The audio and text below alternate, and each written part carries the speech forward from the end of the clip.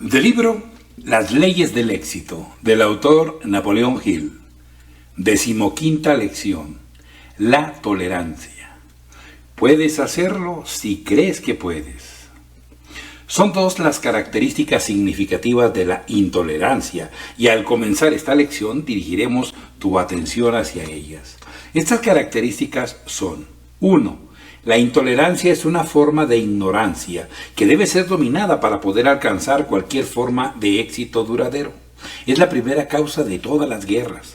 Hace enemigos en los negocios y en las profesiones. Desintegra fuerzas organizadas de la sociedad de mil maneras y se erige, cual poderoso gigante, como una barrera contra la erradicación de la guerra. Destrona la razón y la sustituye con la psicología de las masas. 2. La intolerancia es la principal fuerza desintegradora en las religiones organizadas del mundo, donde hace estragos en el mayor poder para el bien que hay sobre la tierra, dividiéndolo en pequeños grupos y denominaciones que ponen tanto empeño en enfrentarse unos a otros como el que ponen en eliminar los males del mundo. Pero esta acusación contra la intolerancia es general. Ahora veamos cómo te afecta a ti en tanto como persona. Ciertamente es obvio que cualquier cosa que impide el progreso de la civilización es también una barrera para el individuo. Dicho de otro modo, cualquier cosa que nuble la mente de una persona y retrase su desarrollo mental, moral y espiritual, retrasa a sí mismo el progreso de la civilización. Esta es una afirmación abstracta de una gran verdad. Pero, puesto que las afirmaciones abstractas no son interesantes ni muy informativas, procedamos a ilustrar más concretamente los efectos perniciosos de la intolerancia. Empezaré esta ejemplificación describiendo un incidente que he mencionado de una forma bastante extensa en prácticamente todas las conferencias públicas que he impartido en los últimos 5 años. Puesto que la fría página impresa tiene un efecto modificador susceptible de una interpretación errónea del incidente que describiré, creo necesario advertirte que no leas entre líneas un significado que yo no tengo ninguna intención de poner ahí. Serías injusto contigo mismo si olvidaras o te negaras intencionadamente a estudiar este ejemplo en sus palabras exactas y con el significado exacto que he pretendido que transmitan. Un significado tan claro como el que soy capaz de transmitir en mi idioma. Al leer sobre este incidente, ponte en mi lugar y piensa si no has tenido tú también alguna experiencia similar. Y si es así, ¿qué lección aprendiste de ella? Un día me presentaron a un joven con un buen aspecto poco habitual, su mirada limpia, su cálido apretón de manos, el tono de su voz y el espléndido gusto con el que se había arreglado lo señalaban como un hombre sumamente intelectual. Era el típico estudiante universitario norteamericano y, al recorrerlo con la mirada, estudiando rápidamente su personalidad como lo haría uno naturalmente en esas circunstancias, observé que llevaba un pin de los Caballeros de Colón en el chaleco e instantáneamente le solté la mano como si se tratara de un trozo de hielo. Lo hice con tanta rapidez que nos sorprendió tanto a mí como a él. Mientras me excusaba y comenzaba a alejarme, eché una mirada al pin masón que yo llevaba en mi propio chaleco. Luego volví a mirar el suyo, de los Caballeros de Colón, y me pregunté por qué un par de baratijas como esas podían crear una brecha tan profunda entre dos hombres que no sabían nada el uno sobre el otro. Durante el resto del día seguí pensando en aquel incidente, ya que me inquietaba. Siempre me había enorgullecido notablemente al considerarme tolerante con todas las personas, pero aquí había ocurrido una explosión espontánea de intolerancia que demostraba que en mi mente subconsciente existía un complejo que me estaba influyendo y me llevaba a una estrechez de miras. Este descubrimiento me resultó tan chocante que inicié un proceso sistemático de análisis psicológico mediante el cual busqué en las profundidades de mi alma la causa de mi descortesía. Me pregunté una y otra vez por qué soltaste abruptamente la mano de aquel joven y te alejaste si no sabías nada acerca de él. Por supuesto, la respuesta me conducía siempre de vuelta al pin de los Caballeros de Colón que él llevaba, pero esa no era una verdadera respuesta y por lo tanto no me satisfacía. Entonces inicié una investigación en el campo de la religión. Comencé a estudiar el catolicismo y el protestantismo hasta llegar a sus inicios. Debo confesar que este procedimiento me aportó una mayor comprensión de los problemas de la vida que la que había obtenido de todas las demás fuentes. Por una razón, me reveló que el catolicismo y el protestantismo difieren más en la forma que en el efecto, y que ambas religiones se basan en exactamente la misma causa, que es el cristianismo. Pero esto no fue todo, en absoluto, ni fue el más importante de mis descubrimientos, pues mis investigaciones me llevaron necesariamente en muchas direcciones y me obligaron a entrar en el campo de la biología, donde aprendí muchas cosas que necesitaba saber acerca de la vida en general y del ser humano en particular. Mis investigaciones me condujeron también al estudio de la teoría de la evolución de Darwin, tal como la describe en El origen de las especies, y ello, a su vez, me llevó a un análisis de la dimensión psicológica mucho más extenso que el que había realizado anteriormente. Cuando comencé a buscar conocimientos en una y otra dirección, mi mente empezó a desarrollarse y a ampliarse a una velocidad tan alarmante que prácticamente tuve la necesidad de limpiar la pitarra de lo que yo consideraba que eran mis conocimientos adquiridos anteriormente y desaprender gran parte de lo que antes había creído que era la verdad. Intenta comprender el significado de lo que acabo de expresar. Imagínate que súbitamente descubres que la mayor parte de tu filosofía de vida está hecha de tendencias y prejuicios y te ves obligado a reconocer que, lejos de ser un erudito, a duras penas estás cualificado para convertirte en un estudiante inteligente. Esa era exactamente la posición en la que me encontraba con respecto a muchos de los que yo había considerado los sólidos fundamentos de la vida. Pero de todos los descubrimientos a los que me condujo esta investigación, ninguno fue tan importante como el de la relativa importancia de la herencia física y social, pues ese descubrimiento fue el que me reveló la causa de mi actuación cuando, en la ocasión que he descrito, me alejé de un hombre al que no conocía. Este descubrimiento me reveló cómo y dónde había adquirido yo mis puntos de vista sobre religión, política, economía y muchos otros temas igualmente significativos, y me entristece y al mismo tiempo me alegra decir que descubrí que la mayoría de mis puntos de vista sobre estos temas no estaban respaldados siquiera por una hipótesis razonable, y mucho menos por datos sólidos o por la razón. Entonces recordé una conversación que había mantenido con el ex senador Robert L. Taylor, en la que hablamos de política. Fue una discusión amistosa, pues teníamos las mismas ideas políticas, pero el senador me hizo una pregunta que nunca le perdoné hasta que inicié la investigación a la que he hecho referencia. «Veo que usted es un demócrata sumamente leal», me dijo, y me preguntó si sabe por qué lo es. Medité unos segundos sobre su pregunta y luego dejé escapar impulsivamente esa respuesta. «Soy un demócrata porque mi padre también lo era, por supuesto». Con una amplia sonrisa en el rostro, el senador demostró la poca solidez de mi argumento con esta réplica. «Ya me parecía. Ahora bien, ¿no cree que usted estaría en un aprieto si su padre hubiese sido un ladrón de caballos?» Muchos años más tarde, después de iniciar el trabajo de investigación aquí descrito, comprendí el verdadero significado de la broma del senador Taylor. Con demasiada frecuencia tenemos opiniones que se basan en unos cimientos tan poco sólidos como las creencias de otra persona.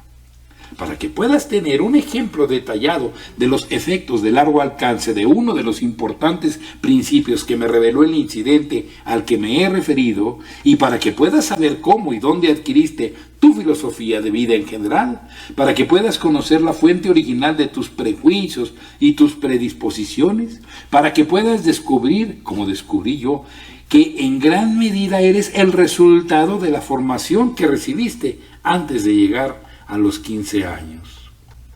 Ahora citaré el texto completo de un plan que presenté al comité del señor Edward Bock en el American Peace Award para la erradicación de la guerra. Este plan no solo trata sobre el más importante de los principios a los que me refiero, sino que además, como podrás ver, muestra cómo se puede aplicar el principio del esfuerzo organizado, descrito en la segunda lección de este curso, para solucionar uno de los principales problemas del mundo, y al mismo tiempo te ofrece una idea más comprensiva de cómo aplicarlo para la realización de tu claro objetivo principal. ¿Cómo erradicar la guerra? Antecedentes.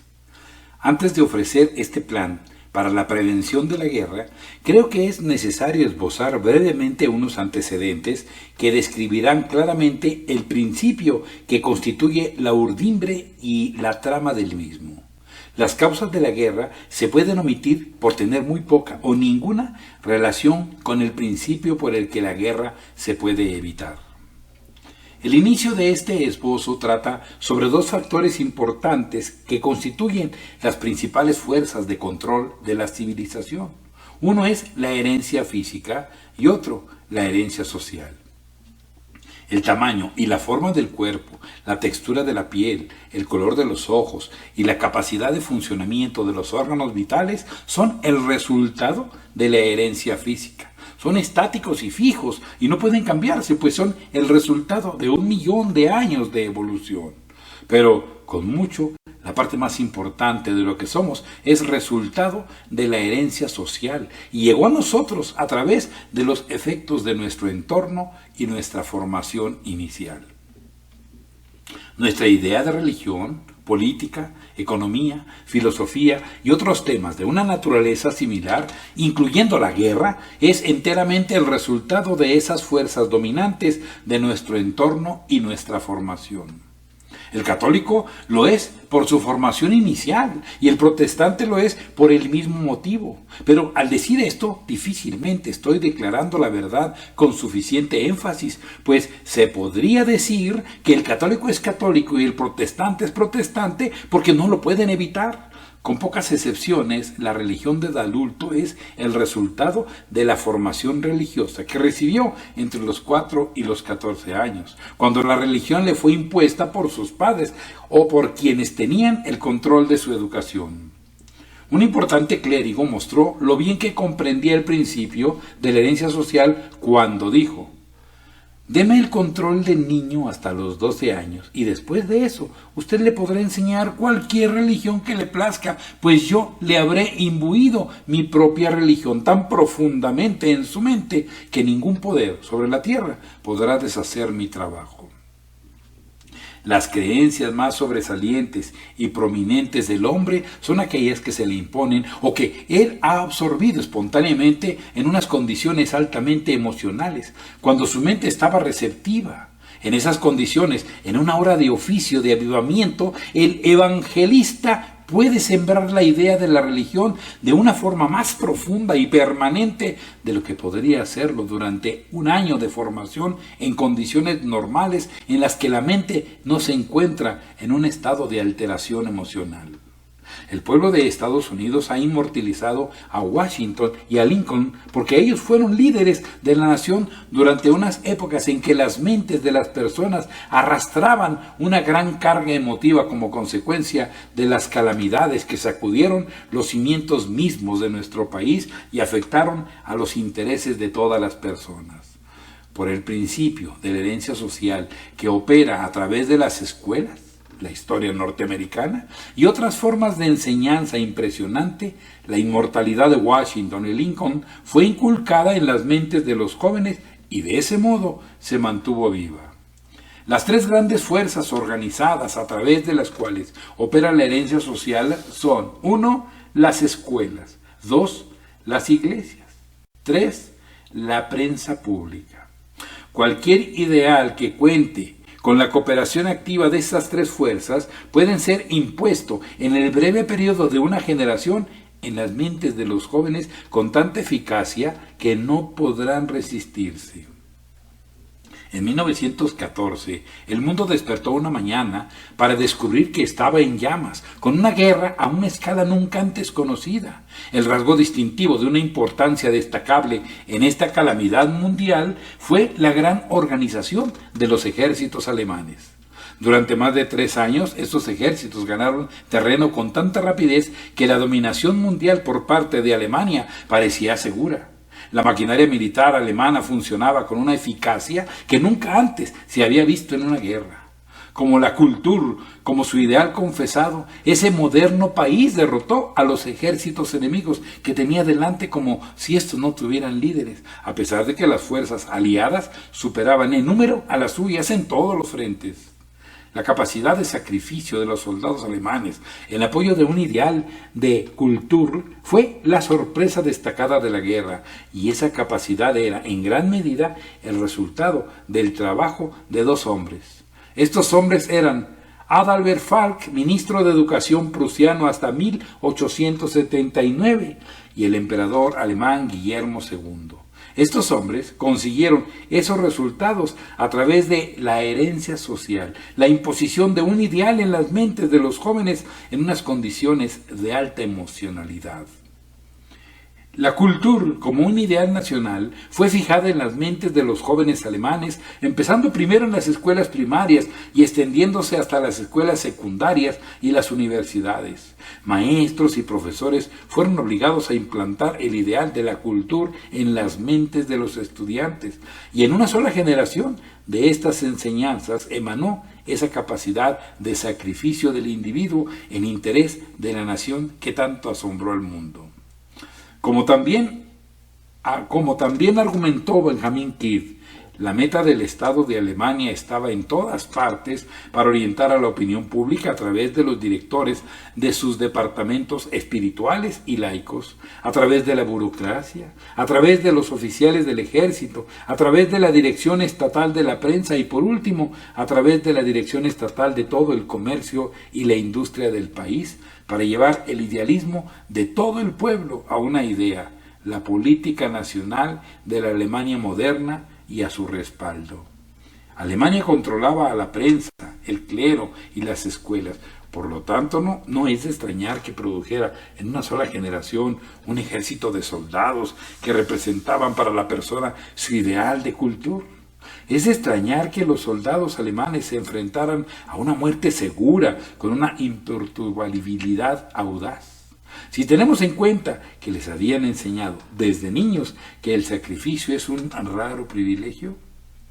Pasemos ahora de esta breve descripción del modus operandi con el que Alemania preparó a su pueblo para la guerra a otro fenómeno extraño, Japón.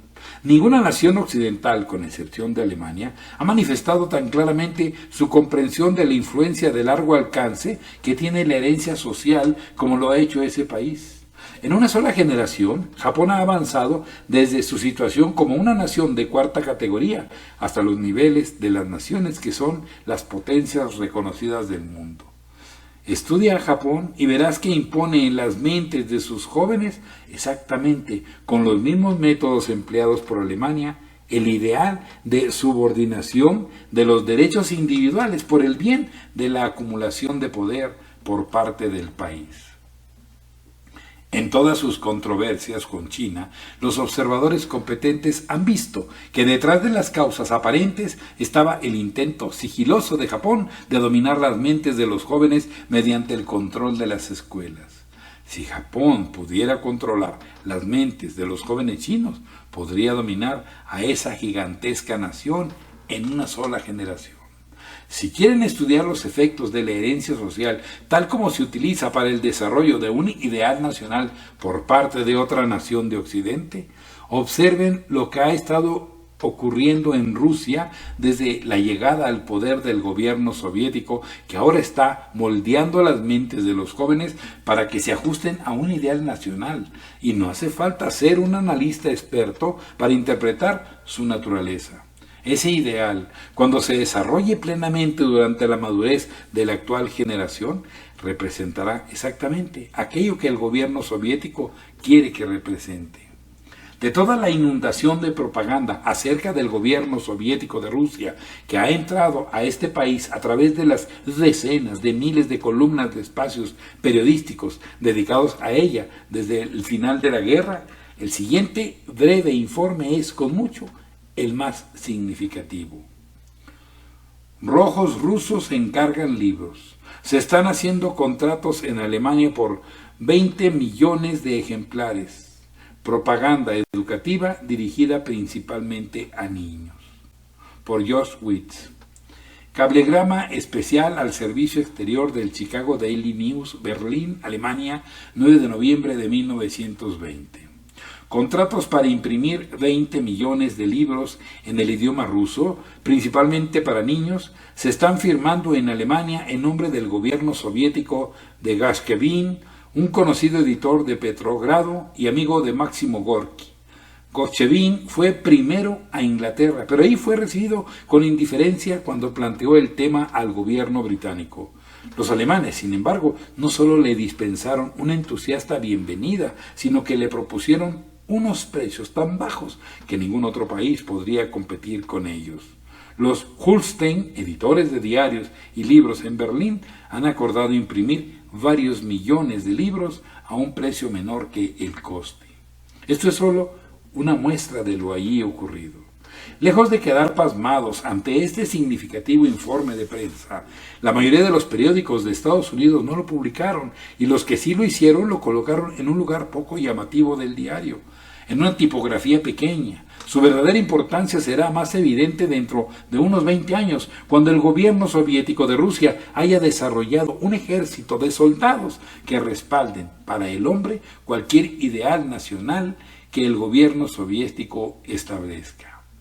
La posibilidad de que la guerra exista actualmente como una dura realidad, únicamente por el principio de la herencia social, no solo ha sido utilizada como una fuerza sancionadora en apoyo de la guerra, sino que de hecho ha sido utilizada como el principal medio por el cual las mentes de los hombres han sido preparadas deliberadamente para la guerra.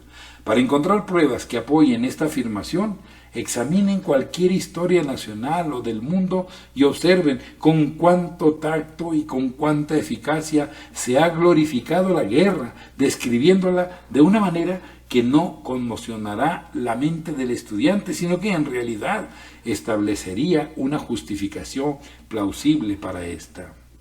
Acudan a las plazas públicas de nuestras ciudades y observen los monumentos erigidos a los líderes de la guerra. Fíjense en la postura de estas estatuas, levantadas como símbolos vivos para glorificar a unos hombres que no hicieron más que conducir a sus ejércitos a unas aventuras de destrucción.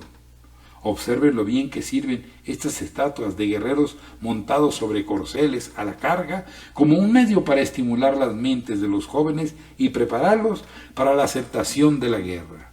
No solo como un acto perdonable, sino como una forma claramente deseable de alcanzar la gloria, la fama y el honor. En el momento en que escribo esto, algunas damas bien intencionadas están mandando esculpir la imagen de los soldados confederados en el granito inmortal de Stone Mountain en Georgia, en figuras de 30 metros de altura, buscando así perpetuar el recuerdo de una causa perdida que jamás fue una causa y por lo tanto, cuanto antes se olvide, mejor. Si estas referencias a los países como Rusia, Japón y Alemania parecen poco convincentes y abstractas, estudiemos entonces el principio de la herencia social tal como está funcionando a una escala sumamente desarrollada en Estados Unidos. Pues quizá sería esperar demasiado del ser humano medio suponer que le interesará lo que está ocurriendo fuera de la parcela de terreno que limita en el norte con Canadá, en el este con el Atlántico, en el oeste con el Pacífico y en el sur con México. Nosotros también estamos instalando en las mentes de nuestros jóvenes un ideal nacional a través del principio de la herencia social, que ya se ha convertido en el ideal dominante de la nación. Ese ideal es el deseo de riqueza. Lo primero que preguntamos acerca de alguien que acabamos de conocer no es quién eres, sino qué tienes. Y la siguiente pregunta es, ¿cómo puedo obtener eso que tú tienes? Nuestro ideal no se mide en términos de guerra, sino en términos de finanzas, industria y negocios. Nuestros Patrick Henry, nuestros George Washington y nuestros Abraham Lincoln de unas pocas generaciones atrás están ahora representados por los líderes capaces que dirigen nuestras fábricas de acero, nuestras minas de carbón, nuestras tierras maderables, nuestras instituciones bancarias y nuestros ferrocarriles. Podemos negar esta acusación si queremos, pero los datos no respaldan tal negación. El problema más destacado del pueblo norteamericano en la actualidad es el espíritu de inquietud por parte de las masas que encuentran que su lucha por la subsistencia se está haciendo cada vez más dura porque los cerebros más competentes del país están dedicados al intento sumamente competitivo de acumular riqueza y controlar la maquinaria de producción de riqueza de la nación.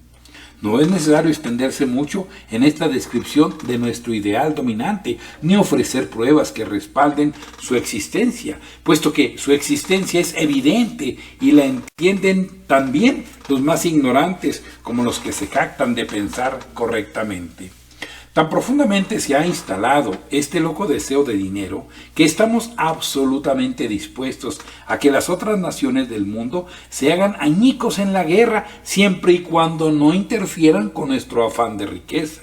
Y esta no es la parte más triste de la crítica que podríamos hacernos a nosotros mismos, pues no solo estamos dispuestos a que otros países entren en guerra, sino que hay abundantes motivos para pensar que aquellos que se benefician de la venta de material armamentístico las fomentan. Plan. La guerra surge del deseo de la persona de obtener una ventaja a expensas de sus semejantes, y los rescoldos de este deseo, que arden lentamente, son avivados hasta convertirse en una llama mediante la agrupación de esas personas que colocan los intereses de su grupo por encima de los de otros. La guerra no se puede detener súbitamente, solo puede ser eliminada mediante la educación, con la ayuda del principio de subordinación de los intereses individuales a los intereses de la humanidad en su totalidad. Las tendencias y las actividades del hombre, como ya hemos dicho, emanan de dos grandes fuerzas. Una es la herencia física y la otra es la herencia social.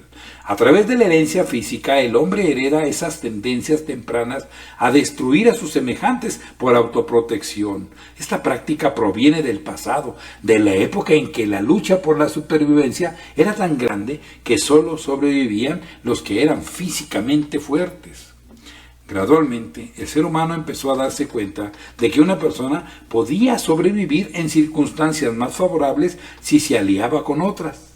A partir de este descubrimiento se desarrolló nuestra sociedad moderna, en la que grupos de personas han formado estados y estos, a su vez, han creado naciones. La tendencia a la guerra entre las personas de un determinado grupo o nación es sumamente escasa, ya que a través del principio de la herencia social han aprendido que pueden sobrevivir mejor si subordinan el interés del individuo al interés del grupo. Ahora bien, el problema es extender este principio de agrupamiento para que las naciones del mundo subordinen sus intereses individuales a los de la humanidad en su totalidad. Esto solo puede hacerse por el principio de la herencia social, imponiendo en las mentes de los jóvenes de todas las razas que la guerra es abominable y no sirve ni a los intereses de la persona que participa en ella, ni al grupo al que pertenecen. Entonces surge la pregunta: ¿cómo se puede conseguir esto? Antes de responder a la pregunta, definamos una vez más el término herencia social y averigüemos cuáles son sus posibilidades. La herencia social es el principio por el cual los jóvenes de la raza absorben de su entorno y particularmente de la formación inicial recibida de sus padres, sus maestros y sus líderes religiosos, las creencias y tendencias de los adultos que los dominan. Cualquier plan para eliminar la guerra, para tener éxito, depende de la coordinación eficaz de esfuerzos de todas las iglesias y escuelas del mundo con el admitido propósito de fertilizar las mentes de los jóvenes con la idea de erradicar la guerra de manera tal que su mera mención produzca terror en sus corazones. No hay ninguna otra forma de erradicar la guerra. La siguiente pregunta que surge es: ¿cómo pueden organizarse las iglesias y las escuelas del mundo con este elevado ideal como objetivo? La respuesta es que no se puede persuadir a todas ellas para que entren simultáneamente en una alianza de este tipo, pero se puede convencer al número suficiente de las más influyentes y esto, con el tiempo, llevará u obligará a las restantes a entrar en la alianza en cuanto la opinión pública comience a exigirlo. Luego viene la pregunta, ¿quién tiene la influencia suficiente para convocar una asamblea de los líderes religiosos y educativos más poderosos? La respuesta es el presidente y el Congreso de los Estados Unidos. Esta iniciativa exigiría el apoyo de la prensa a una escala hasta ahora desconocida, y solo por esta fuente la propaganda comenzaría a llegar a las mentes de las personas de todos los países civilizados del mundo y a fertilizarlas, preparándolas para la adopción de un plan en las iglesias y escuelas del mundo entero. El plan para la erradicación de la guerra podría compararse a una gran obra teatral con estos factores principales. El plan para la erradicación de la guerra podría compararse a una gran obra teatral con estos factores principales. Montaje del escenario, Capitolio de los Estados Unidos. Actores protagonistas, presidente y miembros del Congreso. Actores secundarios, los principales clérigos de todas las confesiones religiosas y los principales educadores. Todos en el escenario por invitación del gobierno de los Estados Unidos, el cual asumirá todos los gastos. Sala de prensa, representantes de las agencias de noticias de todo el mundo. Equipo para el escenario, una emisora de radio que transmita todos los actos por medio mundo. Título de la obra, No matarás. Objeto de la obra, la creación de un tribunal mundial formado por representantes de todas las razas, cuya tarea consista en escuchar testimonios y juzgar los casos que surjan de los desacuerdos entre naciones.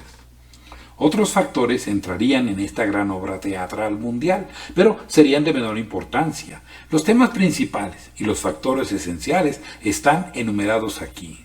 Pero queda una pregunta. ¿Quién pondrá en marcha la maquinaria del gobierno de Estados Unidos para que convoque a esta asamblea? La opinión pública, con la ayuda de un organizador y líder capaz que organizará y dirigirá los esfuerzos de la sociedad de la regla de oro, cuyo objetivo será hacer que el presidente y el Congreso actúen. Ninguna sociedad de las naciones y ningún mero acuerdo entre naciones puede erradicar la guerra mientras haya la mínima evidencia de aprobación de la guerra en los corazones de la gente. La paz universal entre naciones emergerá de un movimiento que comenzará y continuará inicialmente un número de pensadores relativamente reducido. Gradualmente, este número crecerá hasta que esté formado por los principales educadores, clérigos y publicistas del mundo, y estos, a su vez, establecerán la paz de una forma tan profunda y permanente como un ideal mundial que se acabará convirtiendo en realidad. Con el tipo de liderazgo adecuado, este fin deseable puede alcanzarse en una sola generación, pero lo más probable es que sean necesarias muchas generaciones futuras para alcanzarlo, puesto que quienes tienen la capacidad de asumir este liderazgo están demasiado ocupados persiguiendo la riqueza mundana como para hacer el sacrificio necesario para el bien de las generaciones que todavía no han nacido.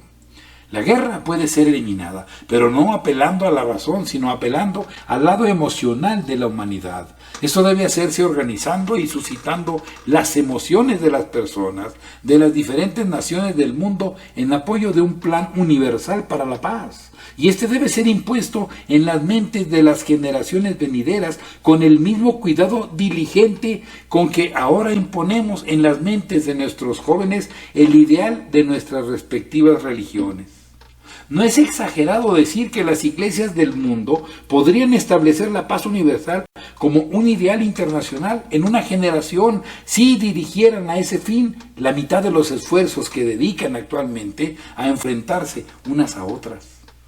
Seguiríamos estando dentro de los límites del conservadurismo si afirmásemos que las iglesias cristianas por sí solas tendrían la influencia suficiente para establecer en 3 generaciones la paz universal como un ideal mundial si las diversas facciones unieran sus fuerzas con ese propósito. Lo que las principales iglesias de todas las religiones, las principales escuelas y la prensa pública del mundo podrían conseguir para imponer el ideal de la paz universal en las mentes de los adultos y de los niños del mundo en una sola generación, asombraría a la imaginación. Si las religiones organizadas del mundo, tal como existen actualmente, no subordinan sus intereses y propósitos individuales al de establecer la paz universal, entonces la solución se encuentra en crear una iglesia universal del mundo que funcione con todas las razas y cuyo credo se base enteramente en el único propósito de implantar en las mentes de los jóvenes el ideal de una paz mundial. Una iglesia así atraería gradualmente a seguidores de las filas de todas las demás iglesias, y si las instituciones educativas del mundo no cooperan en la promoción de este elevado ideal de paz universal, entonces la solución estará en la creación de un sistema educativo enteramente nuevo que implante en las mentes de los jóvenes el ideal de la paz universal. Y si la prensa pública del mundo no coopera en el establecimiento del ideal de la paz universal, entonces la solución será la creación de una prensa independiente que utilice tanto el papel impreso como las fuerzas del aire con el propósito de crear un apoyo masivo a este elevado ideal. En pocas palabras, si las actuales fuerzas organizadas del mundo no prestan su apoyo al establecimiento de la paz universal como un ideal internacional, entonces deben crearse nuevas organizaciones que sí lo hagan. La mayoría de la gente del mundo desea la paz, y ahí reside la posibilidad de alcanzarla. Inicialmente, pareciera como si fuera esperar demasiado que se pueda convencer a las iglesias organizadas del mundo de aunar su poder y subordinar sus intereses individuales a los de la civilización en su totalidad. Pero este obstáculo, aparentemente insuperable, en realidad no es ningún obstáculo, puesto que cualquier apoyo que este plan consiga de las iglesias se lo devolverá multiplicado por 1000 mediante el aumento de poder que éstas experimentarán. Veamos qué ventajas obtendría la Iglesia de su participación en este plan para establecer la paz universal como un ideal mundial. En primer lugar, se verá claramente que ninguna iglesia individual pierde ninguna de sus ventajas por aliarse con otras confesiones para establecer un ideal mundial. La alianza no cambia ni interfiere en modo alguno con el credo de ninguna iglesia. Todas las iglesias que entren en la alianza saldrán de ella con todo el poder y todas las ventajas que tenían antes, además de la ventaja adicional de la mayor influencia de que disfrutará la iglesia en su totalidad por haber servido como el factor fundamental en la implantación de la civilización del mayor beneficio del que ha disfrutado en la historia del mundo. Si la Iglesia no obtuviera ninguna otra ventaja de esta alianza, esta sería suficiente para compensarla, pero la importante ventaja que habrá conseguido la Iglesia con esta alianza será descubrir que tiene el poder suficiente para imponer sus ideales en el mundo cuando respalda en conjunto una iniciativa. Con esta alianza, la Iglesia habrá captado la importancia de largo alcance del principio del esfuerzo organizado, con ayuda del cual podría dominar fácilmente el mundo e imponer sus ideales en la civilización. Actualmente la Iglesia es con mucho el mayor poder potencial en el mundo, pero su poder es meramente potencial y seguirá siéndolo hasta que haga uso del principio del esfuerzo conjunto u organizado. Es decir, hasta que todas las confesiones formulen un acuerdo de trabajo en el que la fuerza combinada de las religiones organizadas se utilice como un medio para imponer un ideal superior en las mentes de los jóvenes. La razón por la cual la Iglesia es el mayor poder potencial en el mundo es porque su poder surge de las emociones del hombre. Las emociones gobiernan el mundo y la Iglesia es la única organización que se apoya únicamente en el poder de la emoción. La Iglesia es el único factor organizado de la sociedad que tiene la capacidad de aprovechar y dirigir las fuerzas emocionales de la civilización, puesto que las emociones son controladas por la fe y no por la razón. Y la Iglesia es la única gran corporación organizada en la que se centra la fe del mundo. La Iglesia actualmente es una de las diversas unidades de poder que están desconectadas, y no estaríamos exagerando las posibilidades si dijéramos que cuando estas unidades se conecten mediante el esfuerzo conjunto, el poder combinado de dicha alianza gobernará el mundo y no habrá ningún poder opuesto sobre la tierra que pueda derrotarla. Esta afirmación va seguida de otra que puede parecer más radical, pero sin ánimo de desalentar, a saber, la tarea de crear esta alianza de las iglesias en apoyo del ideal mundial de la paz universal debe descansar en los miembros femeninos de la iglesia, puesto que la erradicación de la guerra promete unas ventajas que podrían prolongarse en el futuro y que solo pueden corresponder a las generaciones que todavía no han nacido. En la amarga acusación de Schopenhauer a la mujer, inconscientemente dijo una verdad en la que descansa la esperanza de la civilización cuando declaró que, para ella, la raza humana siempre es más que la persona. Schopenhauer acusa a la mujer de ser la enemiga natural del hombre por esta característica innata de poner los intereses de la humanidad por delante de los de la persona. Me parece una profecía razonable sugerir que la civilización ha entrado en una nueva era, empezando con la guerra mundial, en la que la mujer debe hacerse cargo de elevar los valores éticos del mundo. Esta es una señal esperanzadora, puesto que está en la naturaleza de la mujer subordinar los intereses del presente a los del futuro. Está en su naturaleza implantar en la mente de los jóvenes ideales que benefician a las generaciones que todavía no han nacido, mientras que, por lo general, el hombre suele estar motivado por las oportunidades del presente. En el cruel ataque de Schopenhauer a la mujer, ha declarado una gran verdad respecto a su naturaleza, una verdad que bien podría ser utilizada por todos aquellos que se dedican a la valiosa labor de establecer la paz universal como un ideal mundial. Las asociaciones de mujeres del mundo están destinadas a tener un papel en los asuntos mundiales, aparte de conseguir el sufragio universal. Que la civilización recuerde esto. Quienes no desean la paz son aquellos que se benefician de la guerra. En número, este grupo solo constituye un fragmento del poder mundial y podría ser eliminado como si no existiera si la multitud que no desea la guerra se organizara con el elevado ideal de la paz universal como objetivo.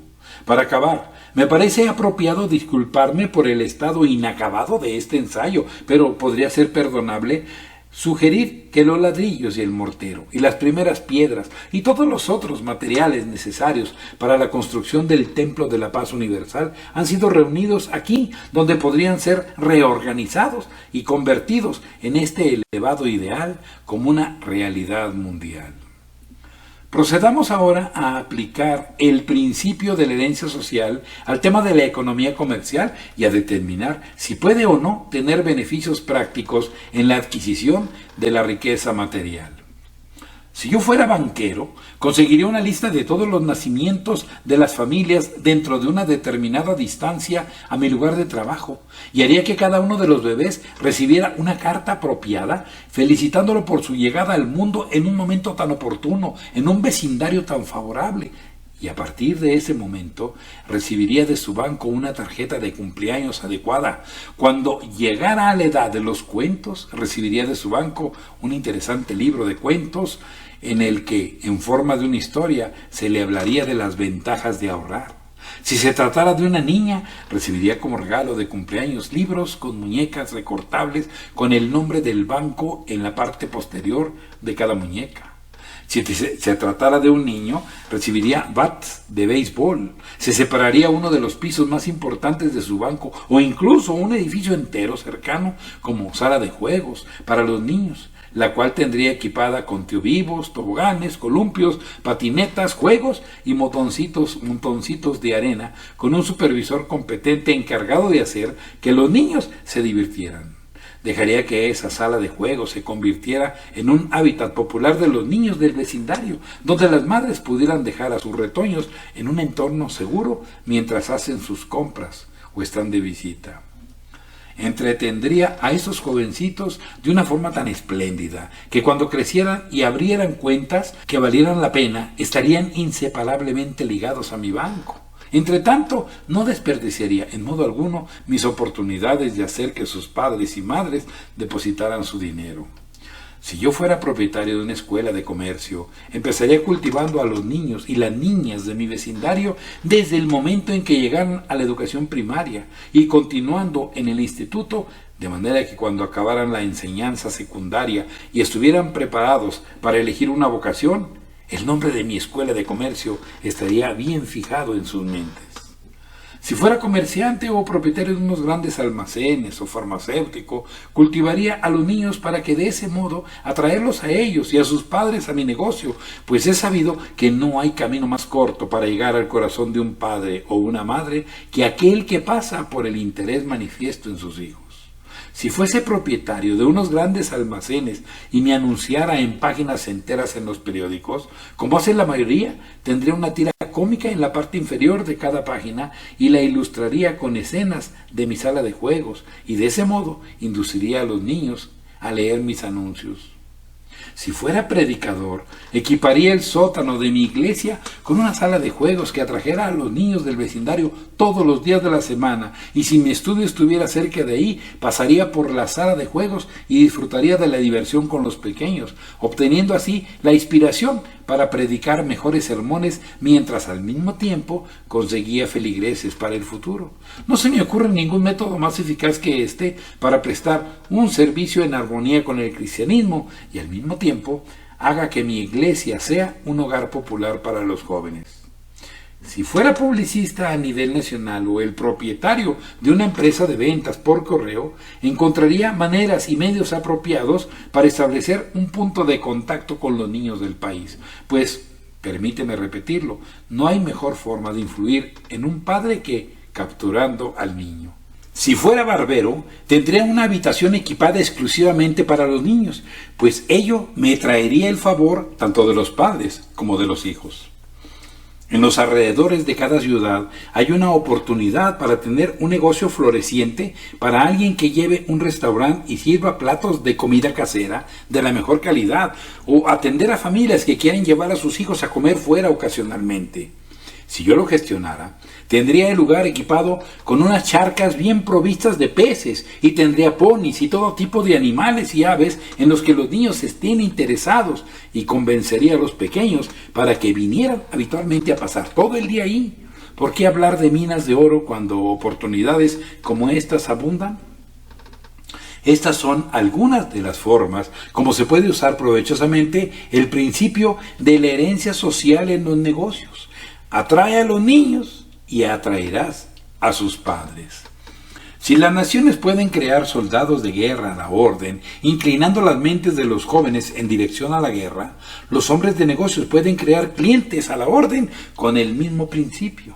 Ahora, llegamos a otro rasgo distintivo importante de esta lección, a través de la cual veremos desde otro ángulo cómo se puede acumular poder mediante el esfuerzo organizado y cooperativo. En el plan para la erradicación de la guerra, observaste cómo la coordinación de esfuerzos entre tres de los grandes poderes organizados del mundo, escuelas, iglesias y prensa pública, pueden servir para imponer la paz universal.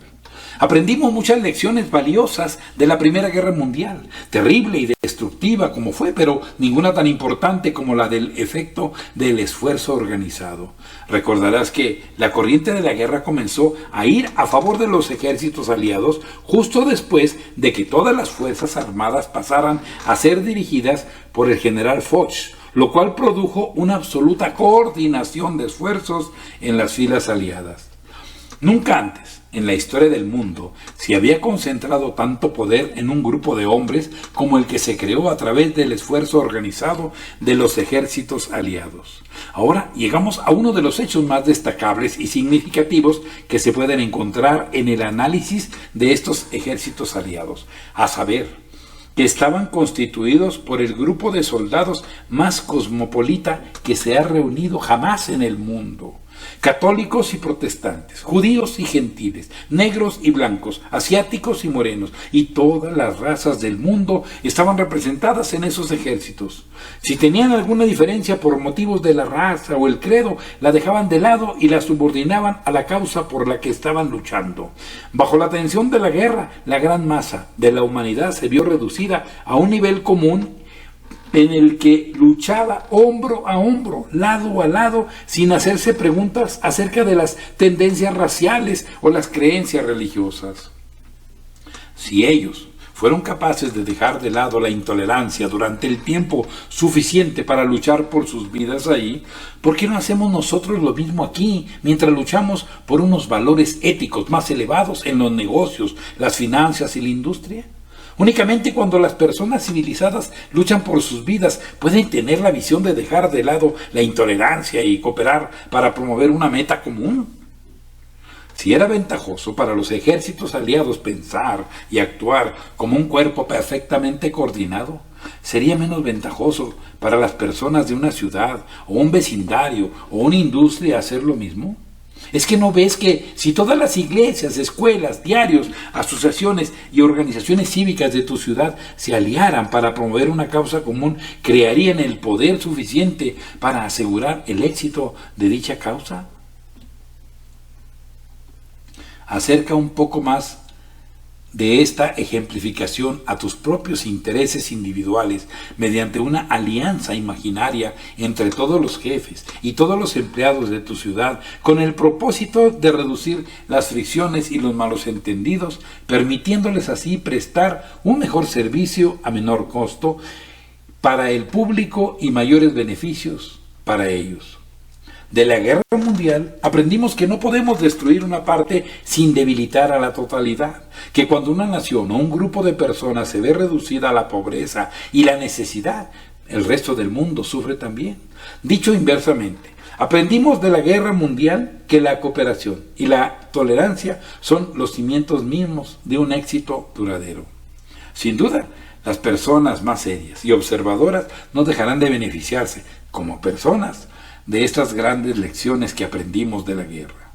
Soy consciente del hecho de que probablemente tú estás estudiando este curso con el propósito de beneficiarte de todas las formas posibles desde un punto de vista puramente personal de los principios en los que se funda.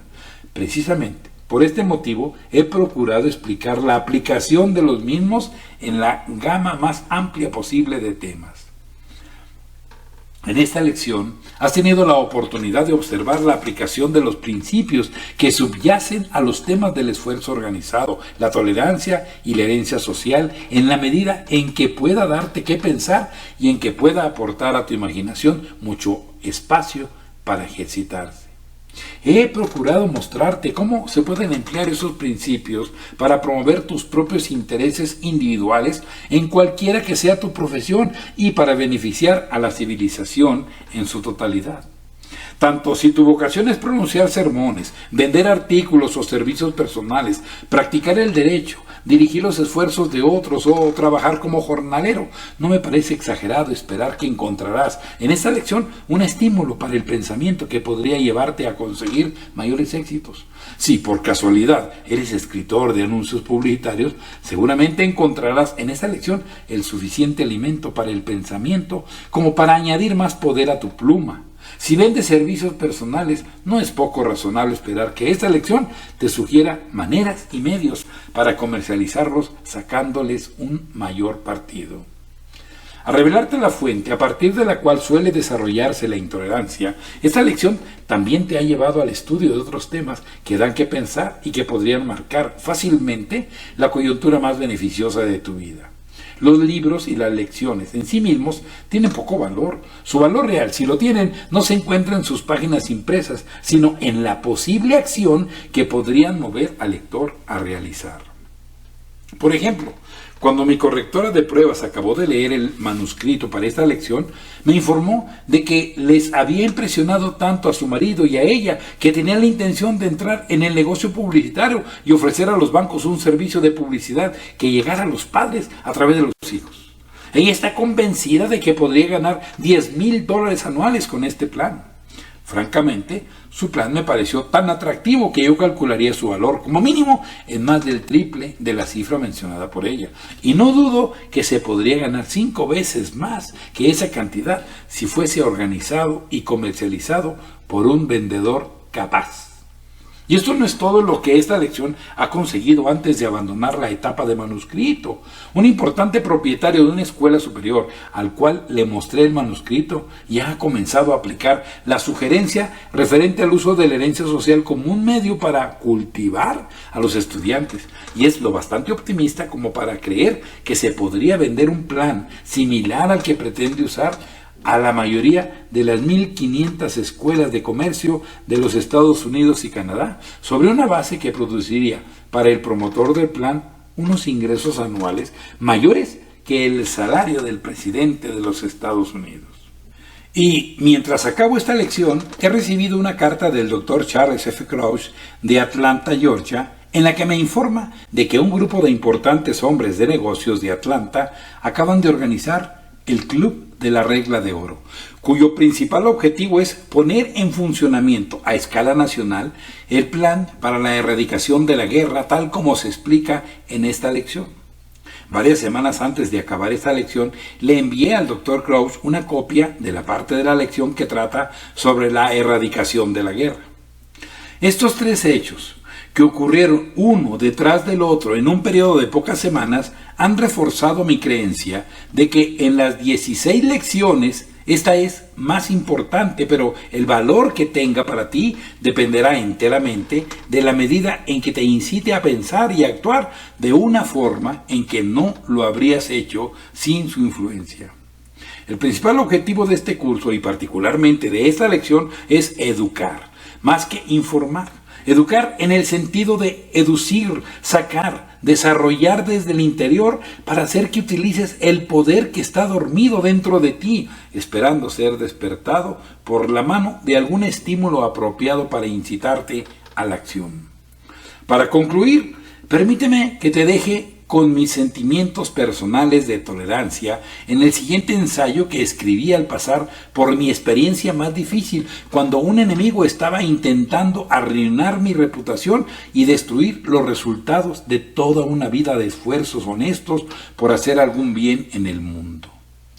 Tolerancia.